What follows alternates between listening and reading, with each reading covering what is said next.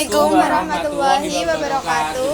Halo teman-teman, mari ikuti kegiatan kami wawancara dengan Bapak Rusdi selaku Ketua UPSIS di Kecamatan Jenuh. Terima kasih. Assalamualaikum warahmatullahi wabarakatuh. Waalaikumsalam. Pak Niki, kita dari kampus ITB Tuban mau melaksanakan wawancara mengenai UPSIS NU. Di sini kami akan mengajukan beberapa pertanyaan. Yang pertama, itu tujuan terbentuknya UPSIS NU ini untuk apa, Pak? Terbentuknya UPSIS NU itu didasari dari pemikiran para tokoh masyarakat dan tokoh agama. Karena di era sekarang terutama kepedulian. Semakin kekini kepedulian masyarakat kepada lingkungan maupun masyarakat di sekitarnya itu mengalami degradasi oleh perubahan zaman. Semakin kekini kepedulian ini semakin jauh. Maka NU melalui UPSIS-nya menyentuh kalangan yang paling bawah agar masyarakat sedini mungkin mengantisipasi untuk kesenjangan sosial, terutama si kaya dan si miskin itu ada kepedulian. Dengan cara UPSIS merekrut atau mendidik atau mengingatkan masyarakat bahwa pentingnya sebuah kepedulian. Kepedulian sendiri bukan hanya sebatas penyampaian, tapi juga pembuktian. Dari sekian yang sudah disampaikan tentang kepedulian, ternyata masyarakat kita masih jauh dari pembuktian, terutama urusan finansial. Semakin kekini urusan finansial antara yang mampu dengan yang tidak mampu, kalau tidak ada wadah yang mewadahi dan yang merekrut serta ada manajemen yang pas, saya rasa sulit sekali. Karena antaranya yang kaya maupun yang miskin seolah-olah tidak ada jalinan yang secara langsung. Kepedulian itu buktinya seperti apa yang bisa dirasakan oleh masyarakat yang kurang mampu. Terutama di UPSIS ini untuk menggalang kepedulian dan simpati, terutama di waktu mereka mendapatkan musibah. Yang terkecil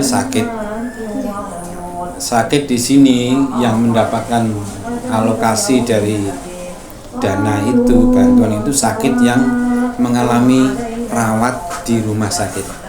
Jadi sakit yang sifatnya sakit biasa, kalau tidak ada surat atau bukti bahwa beliau berobat dan rawat di rumah sakit, itu tidak dapat itu, dengan catatan seperti itu.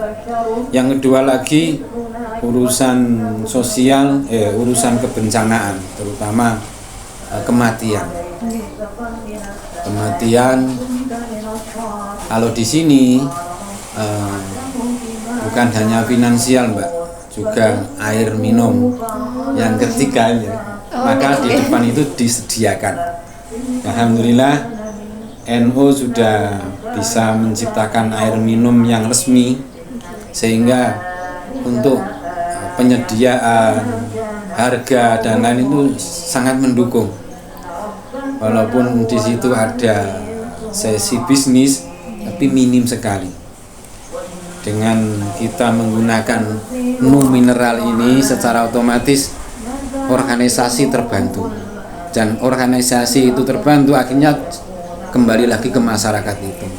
Di antaranya kalau jenengan tadi bagian dari ini dilanjutkan apa langsung apa persatu item? Itu untuk tujuan yang pertama. Kemudian dalam UPSIS ini memiliki apa saja programnya, Kak? Program UPSIS itu ada 5 pilar yang biasa disebut dengan filantropi. Ini tantangan terbesar yang dihadapi UPSIS NU dalam menjalankan tugasnya ini berikut. Untuk pertama kali biasanya mereka itu belum sadar ketika dititipi pertama nih, itu menyadarkan mereka ketika belum bisa menerima atau belum mau ikut kontribusi. Biasanya kita itu wis jarno enduk cung kan, tapi saya mohon laporan siapa yang mau dan siapa yang belum mau. Akhirnya semua terdeteksi berapa persen kita ke bawah itu efektifnya gitu. Terus urusan pentasarupan pemberian itu kaitannya dengan denda. Biasanya pertama belum tahu kemanfaatan, walaupun kita berkali-kali menyadarkan, memberi penjelasan itu panggah belum bisa masuk. Tapi akhirnya ketika mereka mendapat musibah itu baru tahu, oh untuk ini.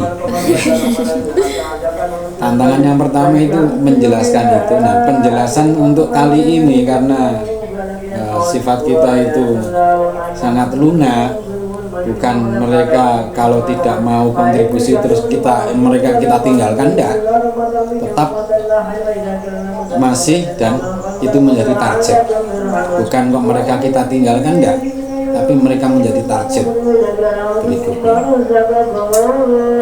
Kalau ketika setelah mereka itu dapat, baru mereka itu minta kotak itu biasa. Ya seperti itu. Terus minimnya pemahaman, satu infak itu untuk apa dan infak itu buat siapa, dan infak dan zakat itu apa. Lama ini kalau hanya melalui penjelasan saja saya kira sangat jauh. Perlu bukti, dan bukti itu sangat menyentuh sekali kalau mereka pada saat mereka itu mengalami musibah, itu sangat menyentuh sekali. Jadi tantangan selanjutnya itu naik turun, Mas. Turunnya itu gimana, Pak? Naik turun perolehan. Ketika kita kebutuhan itu kan tidak bisa dimanage. Kapan ada orang meninggal dan kapan kita ada orang sakit gitu. Sedangkan perolehan kita seperti ombak gitu, naik turun. Nah, ketika seperti itu, mengantisipasi hal yang seperti itu tantangan yang sangat berat sekali di pengurus, itu mengatur pembagian atau manajemen keuangan. Untuk berapa persen, untuk pembagian berapa persen dari perolehan itu untuk pentasarupan, dan beberapa persen disimpan untuk operasional. Jadi dana operasional itu perlu disiapkan ketika dana yang pos untuk operasional itu mengalami terjun bebas. Jadi masih ada simpanan dana yang lain. Nah, untuk operasional sendiri sebetulnya kan untuk kegiatan intern petugas dan pengurus. Nah, termasuk operasional kegiatannya untuk penguatan organisasi maupun kegiatan keagamaan. Jadi setiap ada kegiatan yang sifatnya resmi, kita itu ikut kontribusi. Jadi masyarakat itu tidak selalu, atau anggota mereka tidak selalu ditarik. Kita punya tabungan pos-pos untuk kegiatan penguatan organisasi.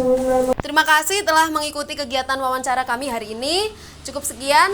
Wassalamualaikum warahmatullahi wabarakatuh. Lah kok ngene tangan